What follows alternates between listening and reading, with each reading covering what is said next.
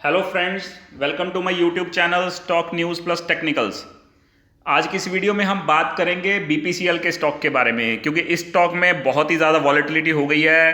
Date आ गई थी नज़दीक इसकी डाइवेस्टमेंट की, फिर भी बिडर्स जो आए हैं वो बड़े वाले नहीं आए। अरामको नहीं आया, रिलायंस नहीं आया जो मार्केट शायद एक्सपेक्ट कर रही थी। उसी वजह से स्टॉक 415 का हाई लगाने के बाद फिर 7-8% गिर गया 2 दिनों में। तो अब बीपीसीएल के स्टॉक में हमें करना क्या चाहिए? तो अब इसका चार्ट एनालिसिस देखते हैं और देखते हैं कहाँ तक और सेलिंग आ सकती है, कहाँ से ये स्टॉक सपोर्ट ले सकता है, कहाँ पे हमें बाइंग करनी चाहिए, जिन्होंने बाइंग करनी है कि नहीं बाइंग करनी है। तो चले देखते हैं आज बीपीसीएल के स्टॉक का एनालिसिस। कोई बाइंग सेलिंग की रिकमेंडेशन नहीं है, प्योरली एजुकेशन पर्पस के लिए है। तो दोस्तों सारे स्टॉक्स बढ़िया भाग रहे हैं। एमजीएल, आईजीएल देखिए, आईजीएल की वीडियो मैंने अभी बनाई थी 2 दिन पहले और देख लिए 455 आ गया 429 का लगा के कल। एमजीएल देखिए 900 के ऊपर आ गया जब मैंने 835 पे बोला था आपको कि इसका स्टॉक चार्ट बढ़िया पैटर्न बन गया है। तो अब देखते हैं इस वीडियो में बीपीसीएल का स्टॉक एनालिसिस। देखिए यहाँ पे 415 का हाई लगाने के बाद आज 377 का लो लगाने के बाद 383 के आसपास की क्लोजिंग दी है बीपीसीएल के स्टॉक ने।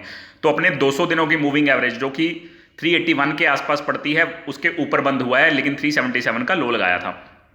तो अब बीपीसीएल के स्टॉक में देखिए हो क्या सकता है। यहाँ पे देखिए पूरा लंबा डाउन ट्रेंड के बाद इस स्टॉक का बढ़िया प्राइस एक्शन बना था। यहाँ पे एक डब्ल्यू पैटर्न भी बनाया था और यहाँ पे बढ़िया ब्रेकआउट भी दिया था और इस लेवल के ऊपर ब्रेकआउट दिया था 363 के।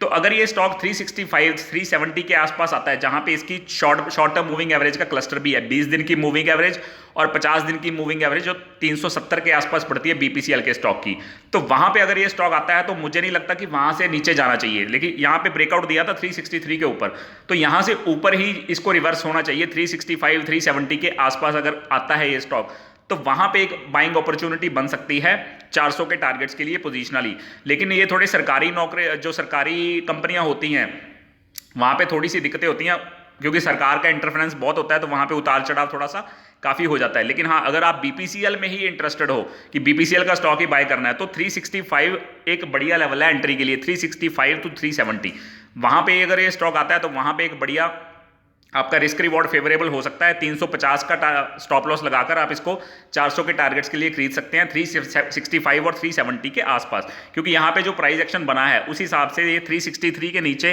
या 360 के नीचे ये स्टॉक नहीं जाना चाहिए।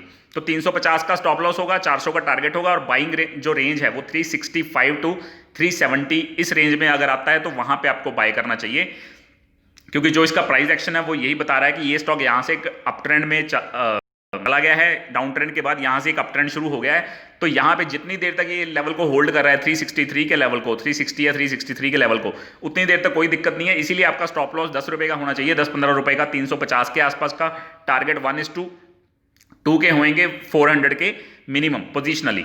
तो वहां पे एक अच्छी बाइंग अपॉर्चुनिटी है, रिस्क रिवॉर्ड फेवरेबल है 365 से 370 के आसपास। और यहां पे एक मैंने ब्लू लाइन जो ड्रॉ करी हुई है ये 360 का यहाँ पे लो था, तो ये एक बढ़िया सपोर्ट एरिया है जहां पे ये स्टॉक्स जहां से सपोर्ट ले सकता है। लेकिन मैंने 365 to 370 रेंज चुनी है क्योंकि वहां पे एक क्लस्टर है मूविंग एवरेजेस का, शॉर्ट टर्म मूविंग एवरेजेस का, 20 दिन की और 50 दिन की मूविंग एवरेज का बीपीसीएल के स्टॉक में।